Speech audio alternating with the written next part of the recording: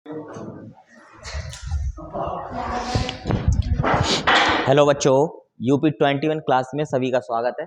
और आज हम लोग जो है बायोलॉजी की दूसरी क्लास करने वाले हैं। इससे पहले यानी जो पहली क्लास हुई उसमें हम लोगों ने उन चैप्टरों को जाना या उन सब्जेक्ट को जाना जिसको हम बायोलॉजी में पढ़ने वाले हैं। ठीक है, आज जो शुरुआत करेंगे, आज हम अपने पहले बैच की जो शुरुआत करेंगे या कह सकते हैं पहले चैप्टर की शुरुआत करेंगे और वह रहेगा जीव विज्ञान का परिचय। ठीक है, तो ध्यान रखना बच्चों कि पहला चैप्टर हमारा कौन सा है?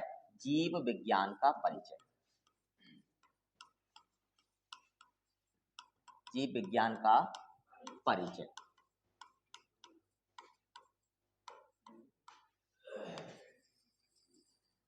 ठीक, देखो जीव विज्ञान के परिचय की अगर हम बात करें तो पहले जानते हैं कि आखिर जीव विज्ञान है क्या, या हम लोग किसको जीव विज्ञान कहते हैं। ठीक है, अगर इस बात को हम लोग बात करें तो एक सीधी सी बात है, विज्ञान की वह शाखा जिसके अंतर्गत जीवधारियों का अध्ययन किया जाता है क्या कहलाती है? जीव विज्ञान कहलाती है। ठीक है, तो बात हम क्लियर हो गई कि विज्ञान की वह शाखा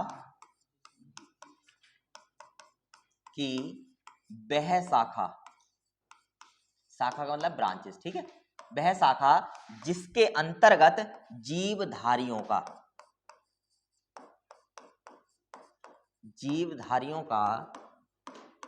अध्ययन अध्ययन किया जाता है, वही क्या कहलाती है? हमारी जीव विज्ञान कहलाती है। वही क्या कहलाती है? हमारी जीव विज्ञान कहलाती है। ठीक है, तो ध्यान रखेंगे जीव विज्ञान क्या है बेटा? तो जीव विज्ञान जो है वह है कि विज्ञान की वह शाखा जिसके अंतर्गत जीवधारियों का अध्ययन किया जाता है क्या कहलाती है? जीव विज्ञान कहलाती है। बात आते हैं जीव विज्ञान को हम लोग एक दूसरा नाम देते हैं अंग्रेजी में, और इसको हम बोलते हैं बायोलॉजी। क्या बोलते हैं? बायोलॉजी। ठीक है, इसको बायोलॉजी का नाम दिया गया है। तो आखिर ये बायोलॉजी शब्द आया कहां से? ठीक है, बात ही जानते हैं ये बायोलॉजी शब्द आया कहां से है, कहां से इस शब्द की शुरुआत हुई। देखो, इस शब्द की अगर शुरुआत की बात करें तो ये एक शब्द नहीं है बल्कि दो शब्दों से मिलकर बना हुआ है। ठीक है, दो शब्द कौन कौन से हैं इसमें? एक पहला, एक है अपना बायोस और दूसरा है हमारा लोगोस। ठीक है, इसके अलावा बात करी जाए यानी बात करें हम लोगोस को लेकर के तो इनका अर्थ क्या क्या होता है और कैसे ये दोनों शब्द बने, यानी बायोस से क्या मतलब हुआ और लोगोस से क्या मतलब हुआ। देखो, इसकी बात करें तो इसको मुख्य तौर पर अगर हम जोड़ते हैं तो इसका अर्थ होता है जीवन का विज्ञान। ठीक, क्या होता है? जीवन का विज्ञान। यानी बायोस को और लोगोस को अगर हम जोड़ दें तो इसका अर्थ निकलता है जीवन का विज्ञान। ठीक है, तो उसी कारण से यानी उसी शाखा को, उसी ब्रांचेस को या उसी सब्जेक्ट को हम लोग किस नाम से जानते हैं? जीवन के विज्ञान के नाम से जानते हैं। ठीक है, तो ये किस किस से बना है? बायोस और लोगोस से मिलकर के बना है। कौन सी भाषा का शब्द है? तो ये ध्यान रखना है, ये दोनों ग्रीक भाषा के शब्द है। कौन सी भाषा के शब्द है? ग्रीक भाषा के शब्द हैं। और ग्रीक भाषा को हम दूसरा क्या नाम देते हैं? यूनानी भाषा। कौन सा? यूनानी भाषा। ठीक है, तो ग्रीक या यूनानी भाषा के मिलन से ही जो है क्या शब्द बना है? बायोलॉजी बना है, इसी बायोलॉजी को हम लोग हिंदी में क्या बोलते हैं? जीव विज्ञान बोलते हैं। ठीक है, तो क्या बोलते हैं इसको? जीव विज्ञान कहते हैं बायोलॉजी के लिए। ठीक है, तो क्लियर हो गया कि कैसे करके ये शब्द बना है। अब बात करते हैं कि शब्द दिया किसने है, इस शब्द का प्रयोग सबसे पहले किसने किया। ठीक है, तो एक व्यक्ति हुआ करते थे जिनका नाम था लेमार्क। ठीक है, एक व्यक्ति हुआ करते थे जिनका नाम था लेमार्क और दूसरे व्यक्ति थे जिनका नाम था ट्रेविरेनस। ठीक है, क्या नाम था? ट्रेविरेनस। ठीक है, इन दोनों ने क्या किया? इन दोनों ने मिलकर ही सबसे पहले अगर हम बात करें तो इस शब्द का प्रयोग किया। कौन से शब्द का प्रयोग किया? तो बायोलॉजी का। ठीक है, सबसे पहले किस शब्द का प्रयोग करा? लेमार्क और ट्रेविरेनस, इन दोनों ने मिलकर एक शब्द का प्रयोग किया, या कह सकते हैं बायोलॉजी शब्द का सबसे पहले जो प्रयोग किया गया वो लेमार्क और ट्रेविरेनस के द्वारा किया गया था। कब किया गया था? तो ध्यान रखना, 1802 ईस्वी को। कब किया गया? 1802 ईस्वी को सबसे पहले बायोलॉजी नामक शब्द का इस्तेमाल या प्रयोग किया गया था। चलो आगे बढ़ते हैं। इसके बाद बात करते हैं जीव विज्ञान की शाखाओं को लेकर के। देखो शाखाओं की बात करी जाए, लेकिन उससे पहले एक बात हम लोग जानते हैं कि आखिर जो जीव विज्ञान है वो विज्ञान की शाखा के रूप में स्थापित किसने करी। ठीक है, तो ध्यान रखेंगे जीव विज्ञान को विज्ञान की शाखा के रूप में, विज्ञान की शाखा के रूप में स्थापित करने का श्रेय किसको दिया जाता है? हाँ, स्थापित करने का जो श्रेय दिया जाता है वो किसको दिया जाता है? अरस्तु को दिया जाता है। किसको दिया जाता है? अरस्तु को। देखो अरस्तु की बात करी जाए तो ये एक बहुत बड़े दार्शनिक भी हुआ करते थे अरस्तु। ठीक है, दार्शनिक का मतलब किसी भी बात पर या किसी भी विषय पर अपने विचारों का प्रदर्शन करना। ठीक है, तो अरस्तु की बात करते हैं तो अरस्तु ही वह व्यक्ति थे जिन्होंने जीव विज्ञान को विज्ञान की शाखा के रूप में क्या किया? स्थापित किया। और इसी कारण से हम लोग अरस्तु को एक दूसरे नाम से भी जानते हैं और एक उपनाम से जानते हैं, और वह है जीव विज्ञान के पिता के नाम से। किसके नाम से? जीव विज्ञान के पिता के नाम से, या कह सकते हैं जीव विज्ञान के जनक के नाम से, के जनक। तो प्रश्न आ सकता है तुम्हारे पास में कि ये बताओ कि जीव विज्ञान का जनक किसे माना गया है? तो किसे माना गया है? अरस्तु के लिए। किसे माना गया है? अरस्तु के लिए। या जीव विज्ञान का पिता किसे कहा जाता है? तो किसको कहा जाता है? अरस्तु के लिए कहा जाता है। अब बात आती है कि बायोलॉजी शब्द का प्रयोग सर्वप्रथम किसके द्वारा किया गया? तो किसके द्वारा किया गया? लेमार्क और ट्रेविलियस के द्वारा किया गया था। कब किया गया? 1802 ईस्वी में। कब किया गया? 1802 ईस्वी में। कभी कभार ऐसा हो सकता है कि अरस्तु की पुस्तक के बारे में पूछ ले कि ये बताओ इन्होंने कौन सी पुस्तक की रचना करी या कौन सी पुस्तक लिखी थी। तो ध्यान रखना इन्होंने एक पुस्तक लिखी और उसका नाम था हिस्टोरिया एनिमलम। क्या नाम था? हिस्टोरिया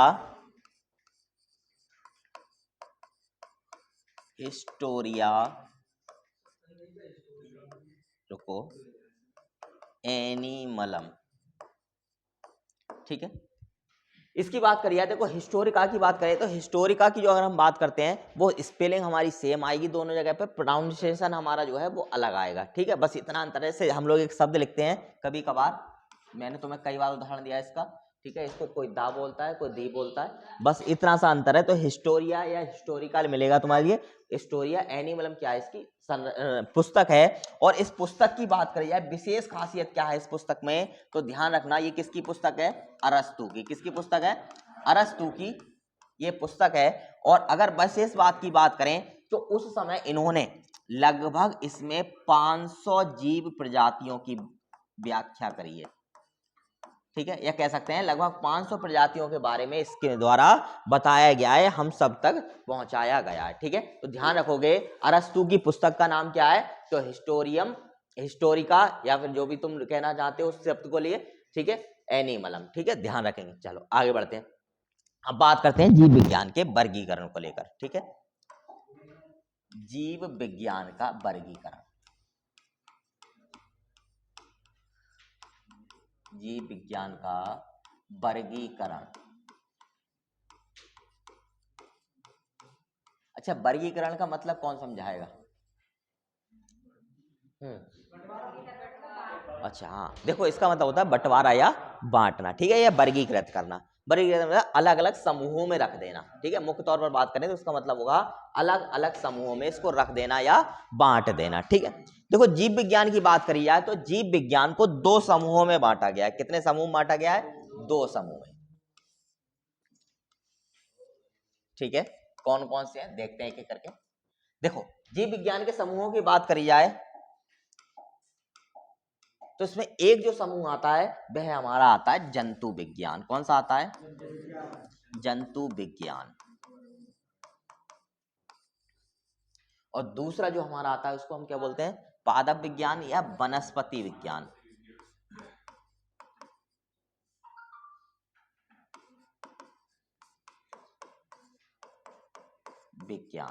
ठीक है, तो एक हमारे 2 ब्रांचेस में इसको बांटा गया जीव विज्ञान को। एक बांटा गया जंतु विज्ञान में और दूसरा बांटा गया वनस्पति विज्ञान में। ठीक है, बात करते हैं जंतु विज्ञान के जनक कौन है। तो अभी हमने बात करी थी उनकी, और जंतु विज्ञान के जनक माने गए वो कौन माने गए? इसके अरस्तु माने गए।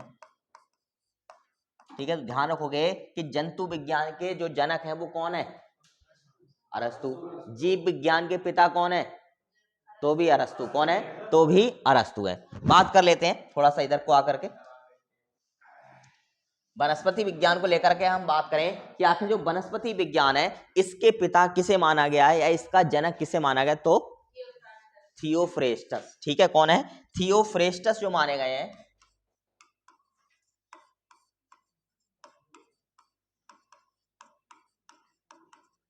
ठीक है, थियोफ्रेस्टस जो है वो क्या माने गए हैं? वनस्पति विज्ञान के या पादप विज्ञान के जनक या पिता कहे गए हैं, कह सकते हैं माने गए हैं। बात करते हैं कि इसको और क्या नाम दिया जाता है, तो इसको नाम दिया जाता है बॉटनी का। हाँ ठीक है, हाँ बॉटनी। ठीक है, बॉटनी की बात करी जाए, अच्छा रुको एन बाई, ठीक है, बॉटनी। बॉटनी की बात करी जाए तो इसका ये शब्द आया कहां से? तो एक शब्द होता है बास्कीन नाम से। कौन सा होता है? बास्कीन।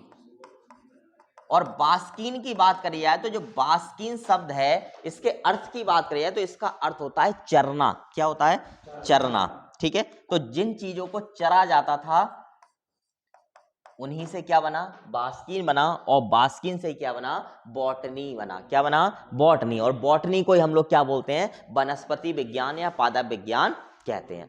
अगर बात करें थियोफ्रेस्टस की, अगर इनकी कभी पुस्तक आ जाती है तो ध्यान रखना हिस्टोरिया प्लांटनम नाम से इनकी क्या है? पुस्तक है। ठीक है, जैसे उनकी हिस्टोरिया एनिमलम है ऐसे इनकी हिस्टोरिया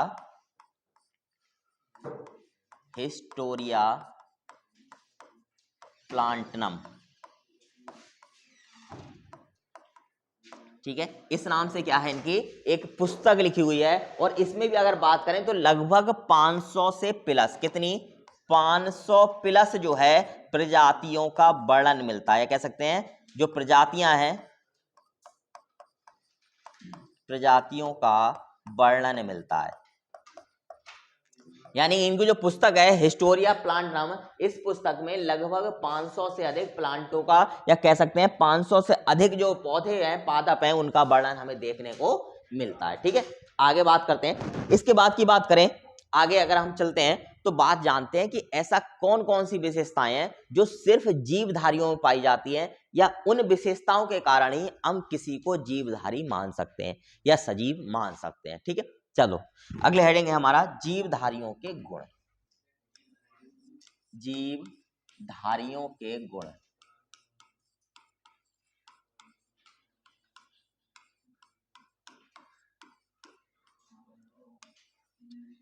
बॉक्सर और ये क्या नाम है इसका? तिकेश। कोई समस्या? हाँ बोलो। अच्छा हाँ बोलो। अरे अब खत्म हो गया पूछना? अच्छा चलो, जीवधारियों के गुण बताओ। अरे बताओ कौन कौन से गुण होते हैं जीवधारियों में? हाँ बहुत में से 2-4 बता दो बस। क्या हुआ? अरे वो कुछ तो बोलो। हाँ अच्छा, मतलब आदमी ना शर्माते हैं।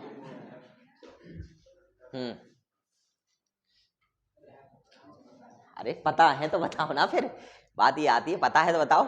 हाँ अंकित। अंकित नाम है? हाँ अंकित।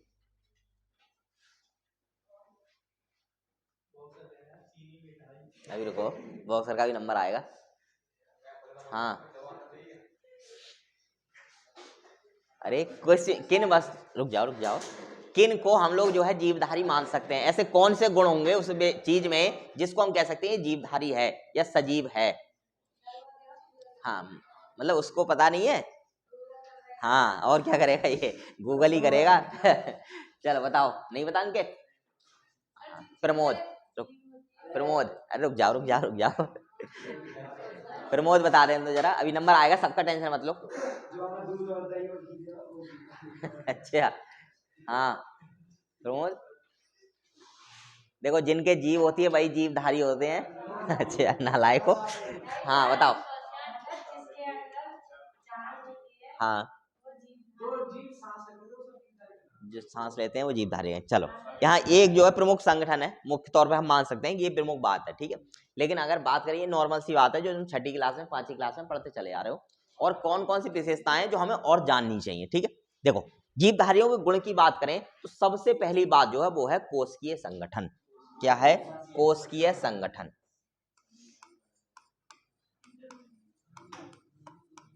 कोशिकीय संगठन,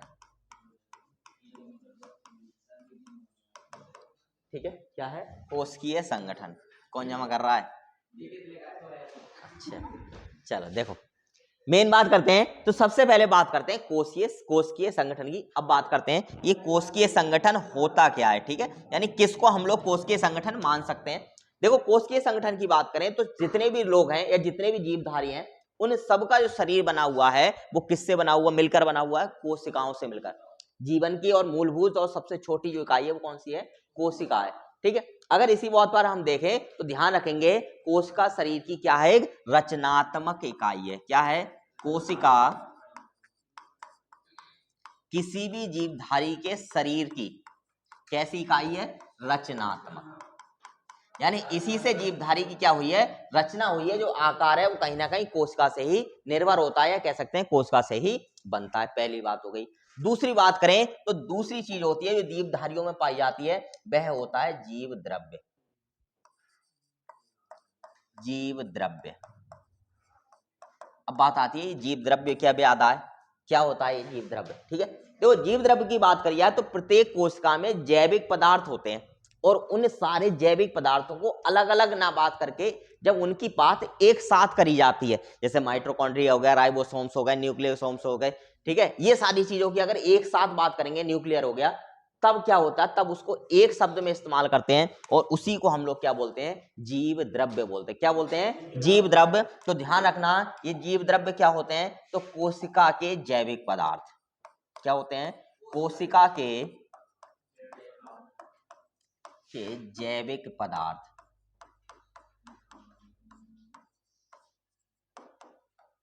ठीक है, क्या होते हैं? कोशिका के जैविक पदार्थ होते हैं।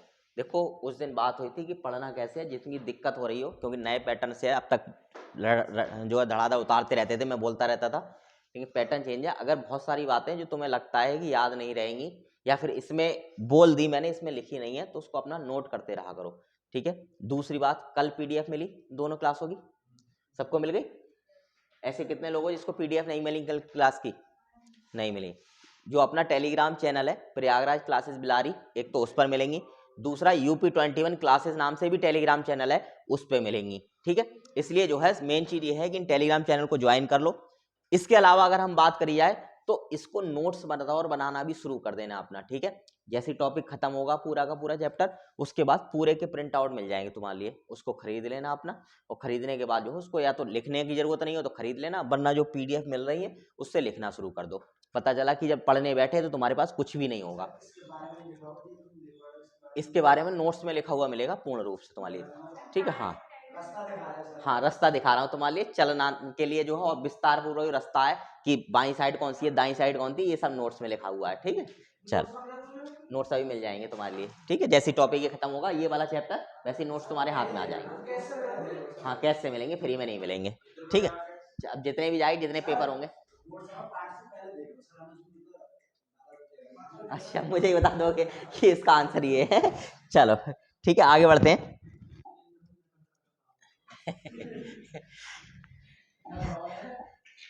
सही बात तो ये है तुम हाई स्कूल इंटर सब पास करके आए हो, लेकिन मेरी नजर में तुम पास करके आए नहीं हो। ठीक है, चलो ये बहुत छोटी छोटी बातें हैं। चलो आगे बढ़ते हैं। इसके बाद बात करें और क्या विशेषता होती है, तो दो विशेषताओं की बात हो गई, एक तो कोशिकीय संरचना होती है सब में, दूसरा जीव द्रव्य होता है। तीसरी बात करें, तीसरा होता है एक विशेष आकृति और आकार। क्या होता है? एक विशेष आकृति और आकार। ठीक है, जीवधारियों का अगला गुण क्या है? विशेष आकृति और आकार। विशेष आकृति और आकार। बातें नहीं? ठीक है, यानी कह सकते हैं हम लोग कि जो भी जीवधारी होंगे उनमें विशेष प्रकार की आकृति होगी, और उनका विशेष क्या होगा? एक आकार होगा, और यह भी गुण जीवधारियों में पाया जाता है। इसके बाद की बात करें, अगली जो क्रिया है, सभी जीवधारियों में उपापचय की क्रिया होती है। बताएगा कोई?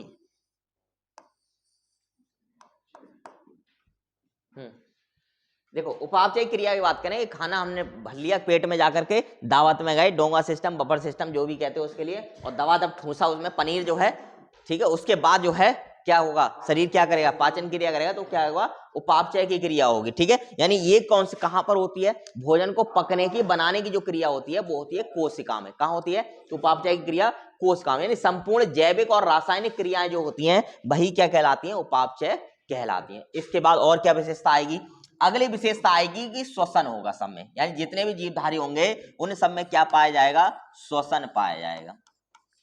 ठीक है, तो जब सभी जीवधारी क्या करेंगे, श्वसन करेंगे, यानी सांस लेंगे। जैसे हमारी बात करी जाए तो हम भी सजीव हैं, ऐसी पेड़ पौधों की बात करें वो भी सजीव है। हम लोग जब श्वसन की क्रिया करते हैं तो क्या लेते हैं, ऑक्सीजन की जरूरत होती है। ठीक है, और पौधों को किसकी जरूरत होती है, कार्बन डाइऑक्साइड की।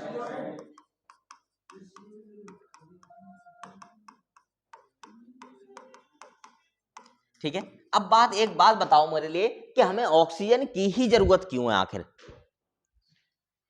भाई हमारे लिए ऑक्सीजन की ही जरूरत क्यों है। अरे ऐसे गोल हो गए, हाँ सांस लेने, सांस में तो सब ले रहे हैं। अभी जैसे पिछली बार मुझे किसी ने दिखाया था अग्निवीर वाले पेपर में, टेस्ट में गए कि हम लोग कैसी वायु लेते हैं, तो हम लोग कैसी लेते हैं, अरे मिश्रित लेते हैं। ठीक है, मिश्रित वायु लेते हैं, ऑक्सीजन तो अलग कर ली जाती है हमारी। अब बात आती है ऑक्सीजन ही क्यों चाहिए हमारे लिए। ठीक है, गैसें तो तमाम है, नाइट्रोजन भरपूर मात्रा में, सबसे ज्यादा मात्रा में नाइट्रोजन, क्यों जरूरत नहीं पड़ रही है नाइट्रोजन, ऑक्सीजन ही क्यों चाहिए आखिर। क्या हो, फ्रिज के पीछे निकलती है,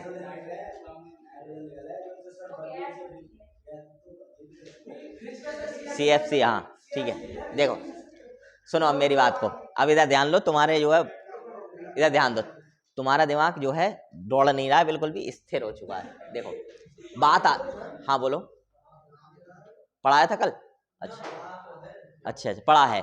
देखो अगर बात करते हैं ऑक्सीजन की ही जरूरत क्यों होती है, आग जलती है, अगर पृथ्वी से आज ऑक्सीजन खत्म हो जाए तो आग ही नहीं जलेगी, क्यों, क्योंकि ऑक्सीजन की वजह से ही आग जलती है। भले ही चाहे ऑक्सीजन आग जलाती हो नहीं जलाती हो, लेकिन ऑक्सीजन की वजह से ही आग जलती है। तुमने देखा होगा वेल्डिंग वाला होता है, गैस कटर वाला होता है, बहुत तेज तापमान की जरूरत होती है, और वो क्या करता है, ऑक्सीजन की अगर बात करें तो गैस कटर वाला गैस से ही तो एक सिलेंडर होता है एलपीजी वाला, एक दूसरा ऑक्सीजन का सिलेंडर होता है, उसके बाद दोनों एक साथ टच होते हैं, और टच होने के बाद जहां लौ आ रही होती है उसकी गैस सिलेंडर की, गैस कटर की, वहां पर आकर के दोनों एक साथ मिलते हैं, वो चिंगारी दिखाता है गैस को, एलपीजी को, चिंगारी जलने लगती है, बहुत तेजी से जलती है। आखिर ऐसा क्या है, देखो ऑक्सीजन की बात करी जाए तो अगर दुनिया में आग जल रही है तो सिर्फ ऑक्सीजन की वजह से जल रही है, अगर ऑक्सीजन नहीं होगी तो हम आग नहीं लगा सकते किसी भी चीज में। कभी तुमने छोटे पे, हो सकता है तुम्हारे मास्टर साहब ने उदाहरण बताया नहीं होता हो, कि हम कभी भी क्या करते हैं, उदाहरण लेते हैं, ये लेते हैं गिलास, ठीक है, और गिलास के अंदर एक मोमबत्ती रख देते हैं, थोड़ी देर बाद ये बुझ जाती है जलती हुई मोमबत्ती, क्यों, क्योंकि जैसे इस गिलास के अंदर की ऑक्सीजन खत्म हो जाती है वैसे ये बुझ जाती है, तो जलने के लिए क्या चाहिए, ऑक्सीजन चाहिए। ऐसे ही जो हमारी कोशिकाएं अंदर बनाती हैं खाना, और खाना पकाने के लिए हम लोग क्या चाहिए होता है, आग चाहिए होती है, भाई आग चाहिए होती है, आग को क्या चाहिए, ऑक्सीजन चाहिए। वही क्रिया जो है कोशिका में हो रही है। ये मत सोच के चलो जो खाना तुम पका पकाया खा रहे हो वो तुम्हारी कोशिका के लिए कच्चा खाना है, ठीक है, जब पकाना शुरू करती है तो उसको भी ऑक्सीजन की जरूरत होती है, और जब वो ऑक्सीजन की जरूरत होती है तो ऑक्सीजन चाहिए होती है हमारे लिए। ठीक है, और इस तरीके से कोशिका ऑक्सीजन की सहायता से क्या कर पाती है, खाने को बना पाती है। ठीक है, इस कारण से हमें ऑक्सीजन चाहिए, वरना ऑक्सीजन का हमारे लिए कोई रत्ती भर काम नहीं है। ठीक है, चलो आगे बढ़ते हैं। तो ध्यान रखेंगे श्वसन की क्रिया होती है, अगर बात करें मनुष्यों में, जंतुओं में तो ऑक्सीजन चाहिए होती है, और पौधों में क्या चाहिए होती है, कार्बन डाइऑक्साइड चाहिए होती है। इसके अलावा और क्या गुण होता है, अगला गुण होता है प्रजनन का। कोई भी सजीव होगा वो अपनी तरह जो है कह सकते हैं अगले आनुवांशिक गुणों के साथ में नई पीढ़ी को जन्म दे सकता है। ठीक है, मोबाइल है हमारा, बहुत सारे काम करता है, क्या मोबाइल अगला मोबाइल बना सकता है, नहीं बना सकता, लेकिन वो सजीव नहीं है इसलिए, लेकिन हम सजीव हैं और हम सब में ये गुण पाया जाता है, जितने भी सजीव हैं यहाँ पर, चाहे पेड़ पौधे हो चाहे जीव जंतु हो, कि भैया वह क्या करते हैं, प्रजनन करते हैं, और अपने आनुवांशिक गुणों के साथ एक नई पीढ़ी को क्या देते हैं, जन्म देते हैं। आगे बात करते हैं और क्या विशेषता होती है, एक विशेषता होती है संवेदनशीलता। क्या होती है, संवेदनशीलता। बातें नहीं पीछे, कौन बात कर रहा है, प्रमोद, अरे ठीक है। हाँ, ये ध्यान रखो, जब अग्निवीर वाले चुप रहते हैं ना तो दुनिया बोलना बंद कर देती है। हाँ, चलो आगे देखते हैं। एक मतलब वीडियो देखी होगी तुमने, बहुत ज्यादा वायरल, पुलिस वाले रोक रहे हैं, पूरी पब्लिक को, रुक ही नहीं रही है पब्लिक, फिर एक जो है आर्मी वाला आता है गन लेकर के और पूरी जो है लाइन लग जाती है, पब्लिक रुक जाती है। ठीक है। हाँ, चलो आगे बात करते हैं। हाँ, पता है पुलिस वालों को कोई वजूद नहीं है, चलो अच्छा, फिर भी पुलिस में ही जाना है। चलो देखो, तो सब में क्या होती है, संवेदनशीलता। हमें ठंड लगती है, हमें गर्मी लगती है, तो ये क्या संवेदनशीलता ही तो है। हमें कोई नोच लेता है, पता चल जाता है, एकदम से लगता है अरे दर्द हो रहा है हमारे, ये क्या है, संवेदनशीलता। तो सब में क्या पाई जाती है, संवेदनशीलता पाई जाती है। हम अगर बात करें अपनी या पेड़ पौधों के लिए, क्या कि भाई पेड़ पौधों में संवेदनशीलता नहीं पाई जाती है, बिल्कुल पाई जाती है। हम लोग अभी देख काम करो कि यहाँ पर हाथ रखो और हाथ में कील मारो, ठोक दो दीवार में, दर्द होगा, होता है। ऐसे ही पेड़ों को भी होता है, बस वो कह नहीं पाते हैं तुम्हारी भाषा में।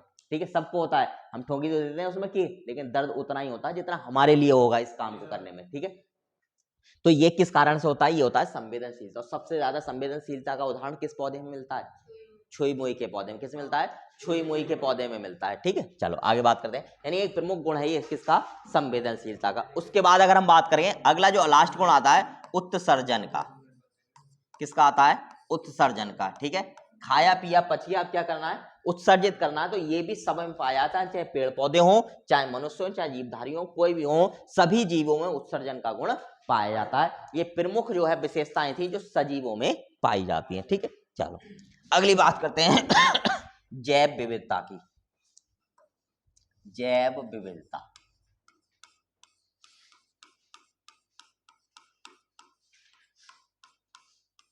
कल मैंने तुम लोगों से एक काम कहा था और मुझे पूरा भरोसा है कि तुमने अभी तक किया नहीं है। कल मैंने ये कहा कि जो सिलेबस मैंने तुम्हें बताया है, उस सिलेबस को अपनी कॉपी में कहीं नोट कर लो या एक पेपर पर नोट कर लो, और उसके बाद टिक लगाते चलो कि हमारा क्या क्या होता जा रहा है और क्या क्या छूटता जा रहा है। कर लिया सबने? हाँ, देखो करो, देखो नहीं करोगे, एक चीज ध्यान रखो, ये सब इसलिए कराया जा रहा है तुम्हारे लिए बिना लिखवाए कि हम लोग सिलेबस में आगे जल्दी तेजी से बढ़ सकें। लेकिन अगर ये पैटर्न नहीं अपनाओगे जो मैं बता रहा हूं तुम लोग के लिए, तो समझना लास्ट वाले दिन जब बायोलॉजी या जो भी सब्जेक्ट खत्म होगा, तुम्हारे हाथ में कुछ नहीं होगा। ठीक है, खाली हाथ हो जाओगे, पढ़ोगे कहाँ से। तो इसलिए जो भी बताया जा रहा है, चाहे इस PDF का हो, चाहे हम लोग जो बता रहे हैं, बोल रहा हूं मैं, उसको लिखना चाहूँ उसको लिखते रहो, या फिर जो तुम्हारे लिए नोट्स लेने हैं वो ले लो। ठीक है, मतलब किसी न किसी तरीके से तुम्हें कंटेंट तो चाहिए ही चाहिए। ठीक, ये YouTube चैनल पे मिलेगी, UP21 क्लासेस पे। ठीक है, हाँ हाँ, इससे अलावा देखो ऐसा है, थ्योरी जो लिखी हुई है वो नोट्स में लिखी हुई है मेरे, उसमें सारी थ्योरी नहीं है इसमें लिखी हुई। ठीक है, अच्छा अच्छा अच्छा, ऑनलाइन पढ़ते हो? जो लोग भी पढ़ते हैं, जिन्होंने कभी कोर्स परचेस किया होगा, वो PDF तुम्हें घर पे भिजवाते हैं? चलो फ्री में ले लो PDF। नहीं भिजवाते ना, प्रिंट ही करानी पड़ती है तुम्हारे लिए। तो मेन चीज ये, अगर तुम्हें लगता है कि PDF से पढ़ सकते हो, तो ये सारी PDF तुम्हारे पास में अवेलेबल है। ठीक है, समझ सकते हो तो हाँ, उसको लिख लो। हाँ हाँ, लिख लो, अपना जैसे भी पैटर्न लिखना चाहो वैसे लिख सकते हो। ठीक है, चलो हाँ, बस इतना ही काम करना। चलो अब बात करते हैं जैव विविधता को लेकर। कोई बताएगा जैव विविधता क्या होती है? अरे कोई जैव विविधता बताएगा क्या होती है, एक एक करके। अच्छा, विलुप्त प्रजातियों में आते हैं वो तो। और कोई जैव विविधता? हाँ, कामिनी, कामिनी। हम्म,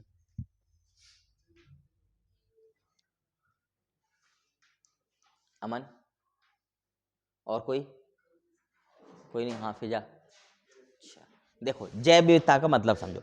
जैव विविधता का मतलब होता है किसी विशेष स्थान पर प्राकृतिक रूप से पाए जाने वाले जीव जंतु तथा पेड़ पौधों की विभिन्न प्रजातियां ही क्या कहलाती हैं, जैव विविधता कहलाती हैं। जैसे समझने की कोशिश करो कि मान के चलो हम भारत में रह रहे हैं। ठीक, कहाँ रह रहे हैं, भारत में रह रहे हैं।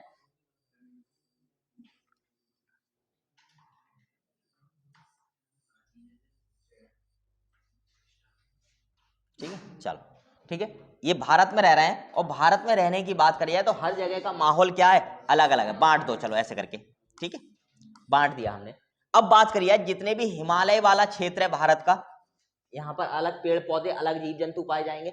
वहीं साउथ में आ जाए तो यहाँ पर अलग पेड़ पौधे अलग जीव जंतु पाए जाएंगे। राजस्थान में वाले क्षेत्र में आ जाए तो यहाँ पर अलग जीव जंतु अलग पेड़ पौधे पाए जाएंगे। ठीक है, लेकिन अब जैव विविधता क्या है, एक ही स्थान पर, मान लो इस क्षेत्र को हम चुन रहे हैं, हिमालय वाले क्षेत्र को, तो एक ही स्थान पर पाए जाने वाले, ठीक है, एक ही स्थान पर पाए जाने वाले जीव जंतु और पेड़ पौधे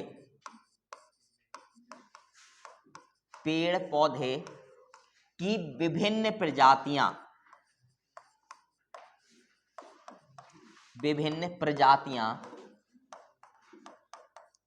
क्या कहलाती हैं? हमें जैव विविधता कहलाती हैं। यानी किसी विशेष स्थान पर प्राकृतिक रूप से पाए जाने वाले जीव जंतु और पेड़ पौधों की प्रजातियों में भिन्नता जो होती है या भिन्न भिन्न प्रकार की जो प्रजातियां पाई जाती हैं उसी को हम लोग क्या बोलते हैं? जैव विविधता बोलते हैं। जैसे अगर हम बात करें जैव विविधता को लेकर के, तो जैव विविधता जो शब्द है वो सबसे पहले जो इस्तेमाल किया गया, जैव विविधता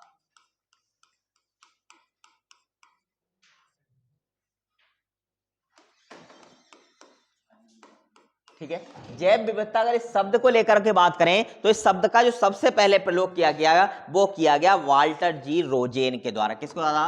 वाल्टन जी रोजेन।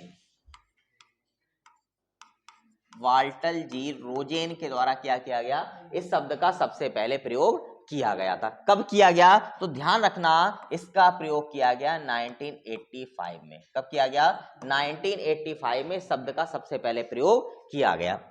यहाँ की अगर बात करें, मान के चलो हम लोग जाते हैं घूमने के लिए, किसी पार्क में जाते हैं, तो वहां पर मुख्यतः अगर हम देखें तो एक बात रहती है कि कहीं ना कहीं जो जीव जंतु होते हैं वो अलग अलग प्रकार के होते हैं। राजस्थान में जाओगे तो ऊंट मिलता है हम लोग के लिए, ठीक है, बकरियां भेड़ें ज्यादा मिलती हैं। भाई हिमालय पर चले जाएंगे या पहाड़ी क्षेत्रों में चले जाएंगे तो वहां भालू मिलते हैं, तेंदुआ मिलते हैं, शेर मिलते हैं, इस तरीके के जीव जंतु मिलते हैं। तो यही क्या कहलाती है? जैव विविधता कहलाती है। ठीक है, चलो आगे बढ़ते हैं। हमारे यहाँ तो दो ही मिलते हैं, गाय भैंस मुर्गा बकरी, बस। ठीक है, और क्या है? चलो बाकी और कुछ, हाँ बंदर, ये सबसे मेन प्रजाति है, ठीक है, जो अपने यहाँ पाई जाती है सबसे महत्वपूर्ण तरीके से। देखो एक वो है, चलो ठीक है। हाँ आगे बात करते हैं इसके बाद में। तो जैव विविधता से क्या फायदा है और क्या नुकसान है? देखो जैव विविधता जो है वो पृथ्वी के संतुलन को बनाए रखती है। किसका रखती है? जैव विविधता पृथ्वी के संतुलन को बनाए रखती है। पृथ्वी के संतुलन को बनाए रखती है। बनाए रखती है, ठीक है। देखो अब बात ये आती है कि कैसे बनाए रखती है। मान के चलो हम सब लोग जो है वो ग्राहक हैं, यानी कह सकते हैं हम सब लोग उपभोक्ता हैं। अब सोच के चलो कि आज के बाद पेड़ पौधे या गेहूं धान, ये जो भी पेड़ पौधे हैं, मक्का ज्वार बाजरा खेती होती है, ये खेती होना बंद हो जाए। जब खेती होना बंद हो जाएगी तो क्या समस्याएं आएंगी हमारे लिए? समस्याएं बहुत सारी आएंगी, ठीक है। क्या समस्याएं आएंगी? मेनली अगर हम बात करें तो सबसे बड़ी समस्या है कि हम लोग भूखे मरने लगेंगे, क्योंकि पूर्ण रूप से खाद्यान्न पर निर्भर है। तो ये क्या है? जैव विविधता के कारण ही होगा। किसके कारण होगा? जैव विविधता के कारण होगा। क्यों? क्योंकि जो निर्भर एक दूसरे पर निर्भर हैं लोग, वो क्या होते चले जाएंगे? खत्म होते चले जाएंगे। शेर चीता भालू हाथी सब रहते हैं। सोच के देखो, जंगल से घास गायब हो जाए तो क्या होगा? हाथी जैसे जानवर मर जाएंगे, या जितने भी शाकाहारी जानवर हैं वो सारे के सारे मर जाएंगे। जब शाकाहारी मर जाएंगे तो बचेंगे कौन? मांसाहारी। जो शाकाहारी मर गए और मांसाहारी के लिए क्या चाहिए? मांस चाहिए।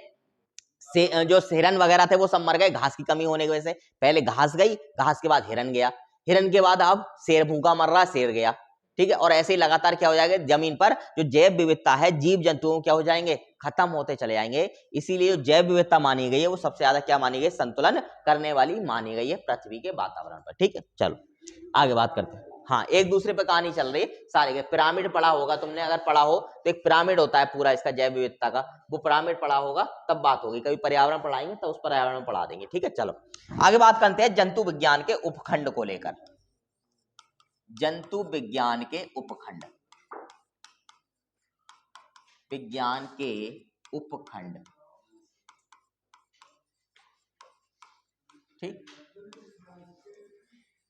देखो बात करते हैं उपखंड का मतलब है कि और कौन कौन सी शाखाएं हैं जिसके अंतर्गत हम जंतु विज्ञान का अंतर्गत काम करते हैं, पढ़ते हैं, ठीक है। ये पूछी जाती है विशेष तौर पे अग्निवीर वाले या किसी भी ऐसे 10+2 वाले एग्जाम वाले, ध्यान रखना, क्योंकि बायोलॉजी से इसमें का एक आध प्रश्न जरूर आ जाता है, ठीक है। पूछ लेता है कि बताओ इनमें से इसको क्या कहा जाता है, साइटोलॉजी में किसका अध्ययन किया जाता है, ये बताओ हिस्टोलॉजी में किसका अध्ययन किया जाता है, इस तरीके से, ठीक है। तो ये सारे के सारे क्या है? जंतु विज्ञान के उपखंड है। चलो सबसे पहले बात करते हैं कोशिका विज्ञान को लेकर के, ठीक है, कि कोशिका विज्ञान को क्या कहा जाता है? कोशिका विज्ञान।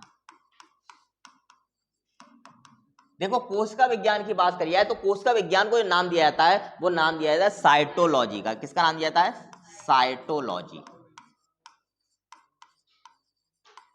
भुवनेश और ये क्या नाम है, नितिन,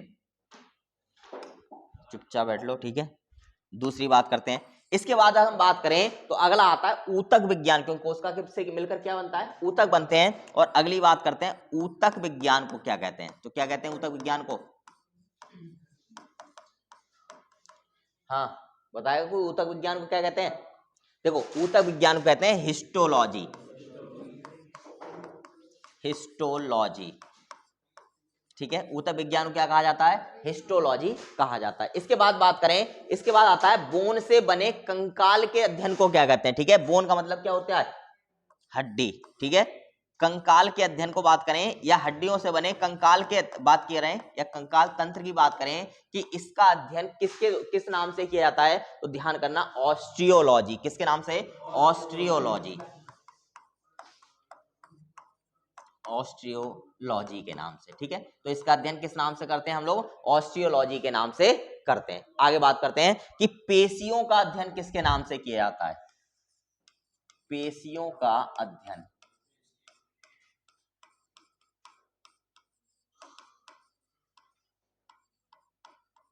ठीक है। पेशियों के अध्ययन की बात करी जाए यानी जो हमारी मसल्स होती है, पेशीज होती हैं, उनका अध्ययन किस नाम से करते हैं? तो ध्यान रखना सार्कोलॉजी के नाम से। किसके नाम से? सार्कोलॉजी,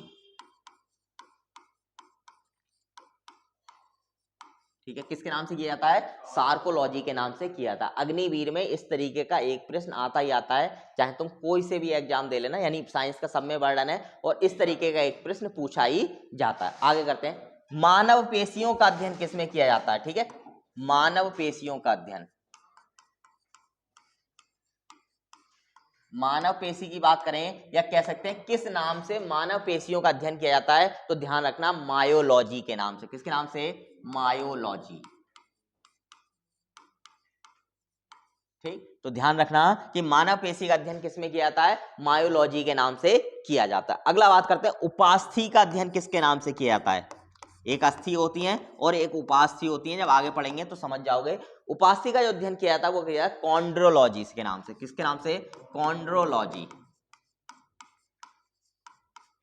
ठीक। तो उपास्थि का अध्ययन कॉन्ड्रोलॉजी कहलाता है। ऐसे अगर हम बात करें रुधिर का अध्ययन क्या कहलाता है या खून का अध्ययन क्या कहलाता है, तो रुधिर का अध्ययन, ठीक। देखो रुधिर के अध्ययन की अगर हम बात करें तो रुधिर का जो अध्ययन कहलाता है वो कहलाता है हीमेटोलॉजी। हीमेटोलॉजी,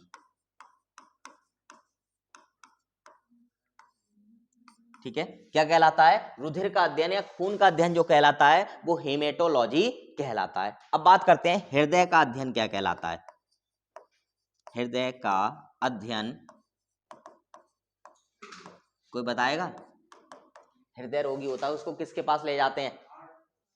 अरे अरे डॉक्टर के पास तो ले ही जाओगे। कौन से डॉक्टर के पास लेके जाओगे हृदय रोगी को? हृदय वाले को क्या कहते हैं? इसको बोलते हैं कार्डियोलॉजिस्ट। क्या बोलते हैं? कार्डियोलॉजिस्ट। तो कार्डियोलॉजी में इसका अध्ययन किया जाता है। किसमें? कार्डियोलॉजी, ठीक है। तो ध्यान रखेंगे कि हृदय का अध्ययन किसमें किया जाता है, तो कार्डियोलॉजी में हृदय का अध्ययन किया जाता है। इसके बाद बात करते हैं तंत्रिका तंत्र का अध्ययन किसमें करते हैं। तंत्रिका तंत्र का अध्ययन किसमें किया जाता है या किसके द्वारा किया? मान लो हमारा तंत्रिका सिस्टम खराब हो गया तो कौन से डॉक्टर के पास जाएंगे, तो ध्यान रखना न्यूरोलॉजिस्ट के पास में जाते हैं। किसके पास में आते हैं? न्यूरोलॉजिस्ट के पास में, और इसका अध्ययन कहलाता है न्यूरोलॉजी, ठीक है। क्या कहलाता है इसका अध्ययन? न्यूरोलॉजी कहलाता है। इसके अलावा बात करें तो मानव पेशियों में सुधार के लिए बात करें तो सुजानकी के पास जाते हैं।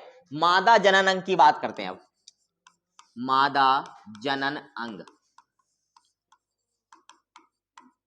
ठीक है। अगर मान के चलो कोई गर्भवती महिला, उसके बच्चेदानी की समस्या है, बच्चा नहीं हो रहा, कंसीव नहीं हो रहा है, क्या दिक्कत आ रही है, तो उसको अगर दिखाना होगा तो किसके पास जाते हैं? हाँ डॉक्टरनी को क्या बोलते हैं? उसको बोलते हैं गायनेलॉजिस्ट, ठीक है। क्या बोलते हैं? गायनेलॉजिस्ट, ठीक है। हाँ हाँ, गाइनेलॉजी। तो इसका अध्ययन क्या कहलाता है? गाइनेलॉजी कहलाता है। क्या कहलाता है? गाइनेलॉजी कहलाता है। देखो बड़े बड़े होर्डिंग्स लगे देखे होंगे डॉक्टर्स के, उस पर लिखा होता है कार्डियोलॉजिस्ट, गाइनेलॉजिस्ट, ठीक है, इस तरीके से लिखा मिलता है। वो इसीलिए क्योंकि अध्ययन के हिसाब से होता है। क्या हुआ? अच्छा, सारी बातें आज ही पूछ लेना, बच ना जाए कोई। चलो आगे बात करते हैं। इसके अलावा बात करें दांतों का अध्ययन क्या कहलाता है, तो किसके पास जाते हैं दांतों का अध्ययन के लिए? दांतों का अध्ययन, ठीक है, किससे कराते हैं हम दांतों की देखभाल? किससे कराते हैं? जिस डॉक्टर को क्या कहते हैं दांतों का देखभाल करने वाले को? डेंटिस्ट बोलते हैं। अरे डेंटिस्ट बोलते हैं। तो इसका जो अध्ययन किया जाता है वो किया जाता है। अच्छा चलो, एक डेंटिस्ट बोलते हैं, साथ ही साथ एक दूसरा जो नाम आता है वो आता है ओडोनोलॉजी। इसको जो बोला जाता है वो ओडोनोलॉजी के द्वारा अध्ययन किया जाता है, ठीक है, ओडोनोलॉजी। क्या? अरे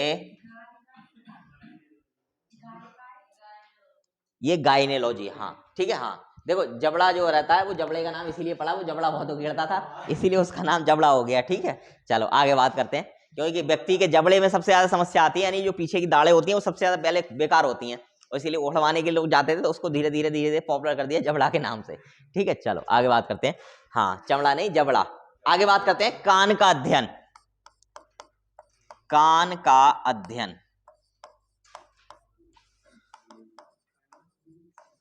ठीक है। कान के अध्ययन को हम लोग क्या नाम से जानते हैं, तो ध्यान रखना, इसको जानते हैं, वो जानते हैं ऑटोलॉजी के नाम से। किसके नाम से? ऑटोलॉजी, ठीक। तो कान का अध्ययन क्या कहलाता है? कान का अध्ययन कहता है ऑटोलॉजी, ठीक है। इसके बाद बात करें त्वचा का अध्ययन क्या कहलाता है? त्वचा का अध्ययन, देखो त्वचा का जो अध्ययन कहलाता है वो कहलाता है डर्मेटोलॉजी, डर्मेटोलॉजी, ठीक। इसके अलावा बात करते हैं डर्मेटोलॉजी की बात करें, यानी इसके बाद बात करें यकृत का अध्ययन क्या कहलाता है? यकृत जो होता है, या जिसको हम क्या बोलते हैं अंग्रेजी में?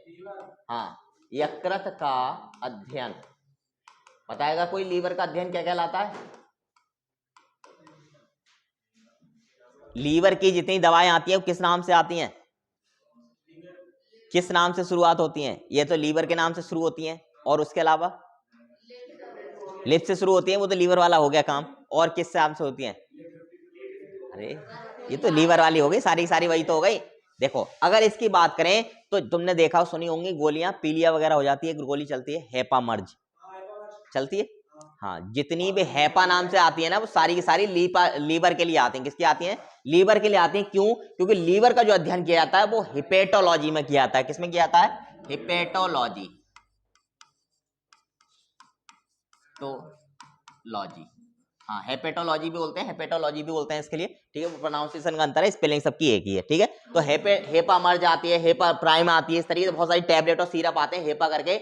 जिसपे भी हेपा लिखा दिख जाए तो समझ लेना किसके लिए है, वो लीवर के लिए है, ठीक है। किसी को पता हो नहीं पता हो, अगर तुम्हें कहीं मिलती है पूछ ले कोई, भैया ये किस मर्ज की है और हेपा लिखा हुआ है, तो बता दो डायरेक्ट किसकी है, यकृत की है। या यकृत कोई नहीं समझता है, ठीक है, जो इतना नहीं समझता है उसको बता देना लीवर की है। लीवर सब जानते हैं, यकृत कोई नहीं जानता, ठीक है। चलो इसके अलावा बात करें लास्ट, आनुवांशिकी का अध्ययन क्या कहलाता है? आनुवांशिकी का अध्ययन, ठीक है। आनुवांशिकी का अध्ययन क्या कहलाता है? तो ध्यान रखना, आनुवांशिकी का जो अध्ययन कहलाता है वो कहलाता है जेनेटिक्स। क्या कहलाता है? जेनेटिक्स, ठीक। तो आनुवांशिकी अध्ययन को क्या बोलते हैं हम लोग? जेनेटिक्स बोलते हैं, कह सकते हैं जेनेटिक्स कहते हैं। एक बार दोबारा से पूरा रिवाइज कर लो सारे के सारे ये, ठीक है। देखो कोशिका विज्ञान को क्या बोलते हैं? साइटोलॉजी। ऊतक विज्ञान को क्या बोलते हैं? हिस्टोलॉजी। कंकाल तंत्र को क्या बोलते हैं? ऑस्ट्रियोलॉजी। इसके अलावा बात करें, चलो पेशियों का अध्ययन क्या कहलाता है? सार्कोलॉजी, ठीक है। मानव पेशी का अध्ययन मायोलॉजी। उपास्थि का अध्ययन कॉन्ड्रोलॉजी। इसके बाद बात करें रुधिर का अध्ययन तो हेमेटोलॉजी। इसके अलावा बात करें हृदय का अध्ययन तो कार्डियोलॉजी, ठीक है।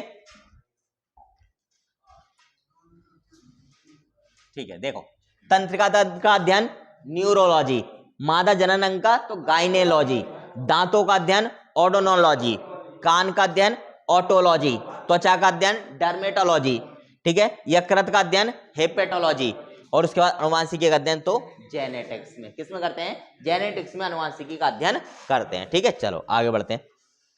अब बात आती है विज्ञान की शाखाओं को लेकर, ठीक है, यानी विज्ञान की कौन कौन सी शाखाएं होती हैं। टाइम क्या हुआ एक बार बताओगे?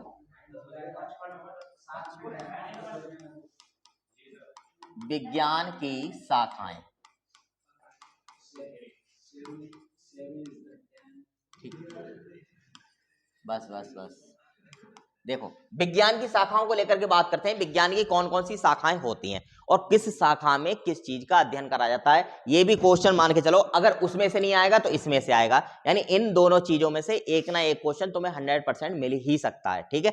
सबसे पहले बात करते हैं किस किस को क्या क्या कहा जाता है, या कौन सी विज्ञान की शाखा में किस चीज का अध्ययन किया जाता है। जैसे अगर हम बात करें तो शुरुआत करते हैं हम लोग जल विज्ञान को लेकर, ठीक है। किसको लेकर के? जल विज्ञान। अब बात आती है जल विज्ञान का अध्ययन क्या कहलाता है, ठीक है। तो ध्यान रखना, जल विज्ञान का जो अध्ययन कहलाता है वो कहलाता है हाइड्रोलॉजी। हाइड्रोलॉजी, ठीक है। तो ध्यान रखोगे जल विज्ञान का अध्ययन क्या कहलाएगा? हाइड्रोलॉजी कहलाएगा। इसके बाद आते हैं सांपों का अध्ययन क्या कहलाता है, या सर्पों का अध्ययन क्या कहलाता है, ठीक है। सर्पों का अध्ययन, ठीक है, या सांपों का अध्ययन क्या कहलाता है? तो ध्यान रखना, इसका जो अध्ययन कहलाता है वो कहलाता है ऑफियोलॉजी। क्या कहलाता है? ऑफियोलॉजी। ऑफियोलॉजी। इसके अलावा बात करें कि हम लोग पक्षियों के अध्ययन को क्या कहते हैं? पक्षियों का अध्ययन क्या कहते हैं? दोबारा बोलो। ऑरियो, और नहीं तो देखो इसको बोलते हैं ऑर्थियोलॉजी, ठीक है। ऑर्थियोलॉजी, ऑर्थियोलॉजी, ठीक है। तो ध्यान रखेंगे पक्षियों का अध्ययन कहलाता है वो क्या कहलाता है? ऑर्थियोलॉजी कहलाता है। अब बात आते हैं मधुमक्खी पालन को क्या कहते हैं, या मधुमक्खी को अध्ययन क्या किया जाता है? मधुमक्खी का अध्ययन क्या कहलाता है? तो क्या कहलाता है इसको? क्लियर है? देखो मधुमक्खी को जो अध्ययन कहलाता है वो क्या है? एप्रियोलॉजी, ठीक। एपीकल्चर क्या कहलाता है? एपीकल्चर, लॉजी नहीं इसमें, एपीकल्चर। हाँ। किसमें? सेरीकल्चर में। सेरीकल्चर कहलाता है रेशम कीट पालन को, ठीक है। हाँ, तो मधुमक्खी पालन क्या कहलाता है? एपीकल्चर कहलाता है, ठीक है। आगे बढ़ते हैं। इसके अलावा बात करें मधुमक्खी पालन के बाद फूलों का अध्ययन क्या कहलाता है? फूलों का अध्ययन, हाँ बताओ कोई, पुराने वालों, नए वालों? पुराने वाले तो आए आएगा। हाँ, क्या कहलाता है फूलों का अध्ययन? हाँ, इसको बोलते हैं डेंड्रोलॉजी। क्या कहा जाता है? डेंड्रोलॉजी,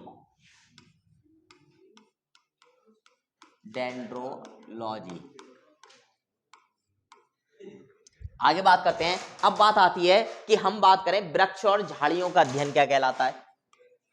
वृक्ष तथा झाड़ी। अच्छा, झाड़ी में और वृक्ष में अंतर क्या होता है? अच्छा देखो, झाड़ियां जरूरी नहीं कि कटीली हो, झाड़ियों का मतलब होता है जितने भी 5 फुट से नीचे के पेड़ पौधे होते हैं, चाहे वो भले ही शीशम का ही पेड़ क्यों ना सही, वो सब किस में आते हैं? झाड़ी में आते हैं। बाकी सब जो है दूसरे में आते हैं, ठीक है। तो ध्यान रखना। अच्छा नहीं रुको, फूलों का अध्ययन एक गलत हो गया, रुको। हाँ हाँ, इसको बोलते हैं एंथ्रोलॉजी, ठीक है। क्या बोलते हैं? एंथ्रोलॉजी। और इसको क्या बोलते हैं? हाँ बोलो इसको, अभी तो लिखा था, क्या बोलते हैं इसको? डेंड्रोलॉजी,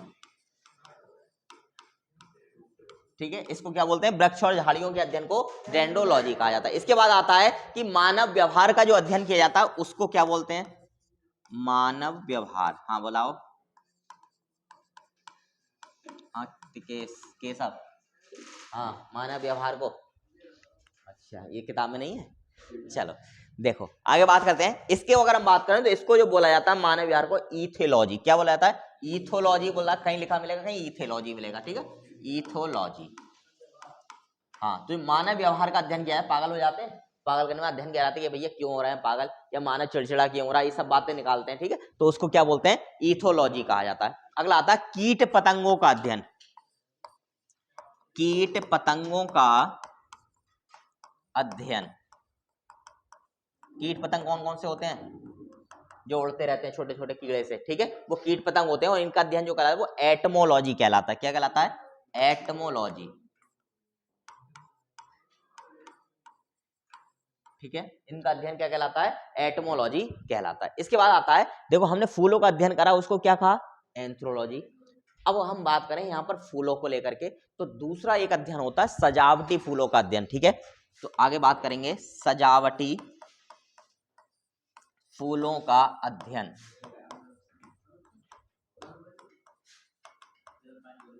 ठीक है, सजावटी फूलों का अध्ययन। तो ध्यान रखोगे, देखो सजावटी फूलों का जो अध्ययन कहलाता है वो कहलाता है फ्लोरीकल्चर। कल्चर। अब बात आती है फ्लोरीकल्चर में और एंथ्रोलॉजी में अंतर क्या है। देखो एंथ्रोलॉजी की बात करी जाए तो फूलों का जो अध्ययन करा जाता है, यानी फूल का मतलब चाहे वो कैसे भी फूल हो, जंगली हो, बेकार हो, कैसे भी हो, वो सारे के सारे किस में करे जाएंगे? उनका अध्ययन एंथ्रोलॉजी में करा जाएगा। और वहीं अगर सजावटी जो फूल होते हैं उनका अध्ययन किस में करा जाएगा? फ्लोरीकल्चर में। देखो फ्लोरीकल्चर किसको कहते हैं? फूलों की खेती होती है उसको भी फ्लोरीकल्चर बोलते हैं। जैसे बात करें, गुलाब आता है, एक देसी वाला आता है, एक इंग्लिश वाला आता है, ठीक है, कभी वहां गए हो राजस्थान में खाटू श्याम पर, तो एक गुलाब मिलता है, ठीक है, वो इंग्लिश वाला रोज होता है, इंग्लिश रोज होता है, जो कर्नाटक से और पुणे से आता है, ठीक है। नॉर्मली अगर उसकी खेती के लिए नर्सरी आती है वो कर्नाटक और पुणे से आती है। देसी वाले को यह है बेचारे को कहीं से काट लो और जो है लगा दो, बस अपना हो जाता है, ठीक। अच्छा कोई बात नहीं है, क्वार्टर मत सुनो, जो काम की चीज है वो सुनो, ठीक है। चलो, तो सजावटी फूलों का अध्ययन क्या कहलाता है? फ्लोरीकल्चर, ठीक है। इसमें जो डहेलिया आता है तुम्हारा, गरेंदा, गेंदा आता है, ये सब इसी में आते हैं, ठीक है, फ्लोरीकल्चर में। आगे बात करते हैं इसके बाद, केंचुआ पालन को क्या कहते हैं? तो केंचुआ पालन को क्या बोलते हैं? केंचुआ पालन को बोलते हैं बर्मी कल्चर। क्या बोलते हैं? बर्मी कल्चर, ठीक है। केंचुआ पालन को क्या कहा जाता है? बर्मी कल्चर कहा जाता है। इसके बाद आता है अंगूरों की खेती को, या क्या कहते हैं, या अंगूरों के अध्ययन को क्या कहते हैं? तो ध्यान रखना, इसको जो कहा जाता है अंगूर को, वो कहा जाता है विटीकल्चर। क्या कहा जाता है? विटीकल्चर, ठीक है। क्या बोलते हैं इसके लिए? विटीकल्चर कहा जाता है। इसके बाद आता है विषाणुओं का अध्ययन क्या कहलाता है? जीवाणु विषाणु होते हैं, विषाणु का अध्ययन। बातें नहीं, देखो इसके चक्कर में मत पड़ो, ठीक है। इसका कुछ, हाँ, ना तो इसका अग्निवीर में ही है, ना जीडी में ही है, ना यूपी पुलिस में है, किसी में भी नहीं इसका, ठीक है। हाँ, तो इसके चक्कर में मत पड़ो। चलो ध्यान दो इधर। विषाणु का अध्ययन क्या कहलाता है? तो विषाणु का जो अध्ययन है वो कहलाता है वायरोलॉजी। क्या कहलाता है? वायरोलॉजी। बातें नहीं, अब नहीं तो ध्यान रखना, अगर बातें करना शुरू कर दी फिर से लिखवाना शुरू कर दूंगा, फिर कोर्स को मत कहना मेरे से, ठीक है। तो विषाणु का अध्ययन क्या कहलाता है? वायरोलॉजी कहलाता है। अब आता है रेशम कीट पालन को क्या कहते हैं? रेशम कीट पालन। अच्छा, रेशम का धागा बनता कैसे पता है? हाँ, वो कीड़ा क्या करता है?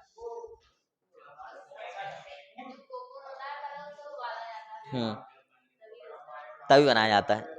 अच्छा, जब कोकून जो होता है तो कीड़ा मर चुका होता है, जिंदा होता है?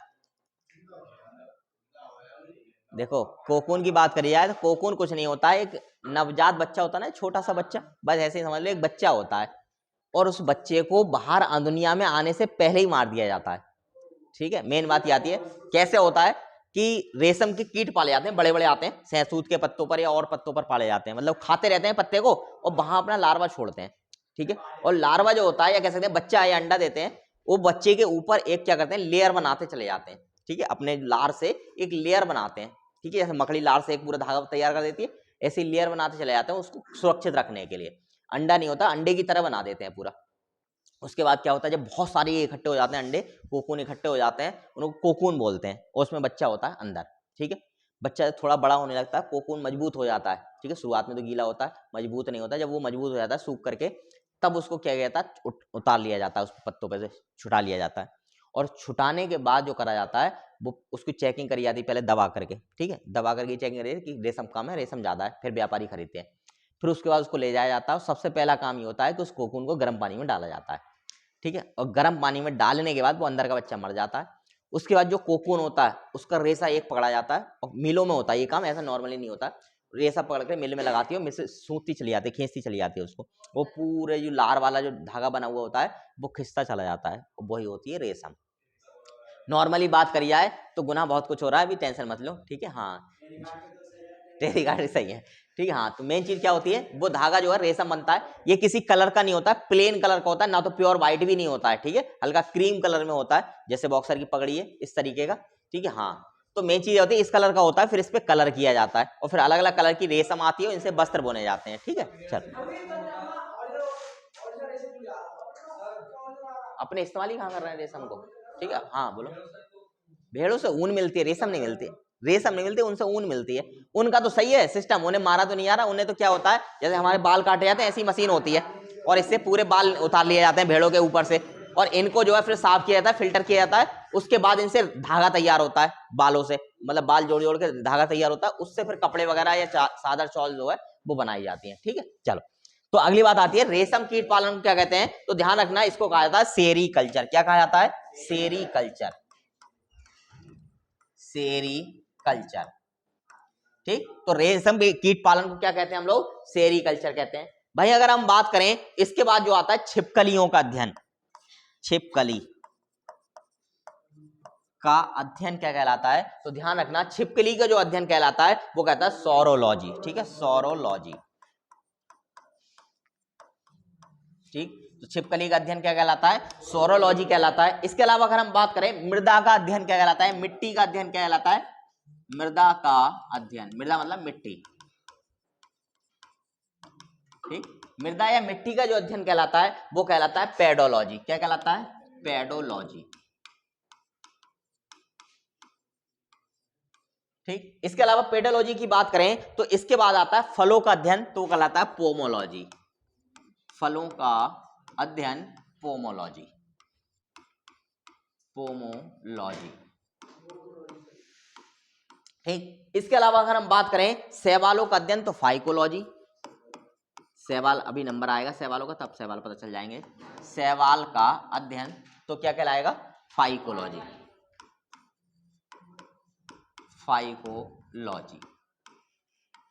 ठीक, इसके अलावा अगर हम बात करें लास्ट में तो आता है मछलियों का अध्ययन, और मछलियों का अध्ययन कहलाता है पिसीकल्चर। ठीक है, मछलियों का अध्ययन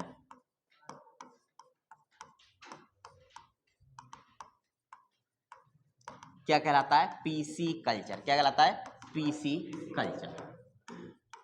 ठीक है, तो दोबारा इसको जो है अपना नोट कर लेना और पढ़ लेना। इसके लिए इसमें से एक क्वेश्चन आने की पूर्ण रूप से संभावना है, चाहे पिछला जो बातें थी उनमें से या इनमें से। ठीक है, इसको विशेष तौर पे तुम लोगों को क्या रखना है, ध्यान रखना है। ठीक है, चलो हाँ इसकी पीडीएफ मिल जाएगी तुम्हारे लिए टेलीग्राम वाले चैनल।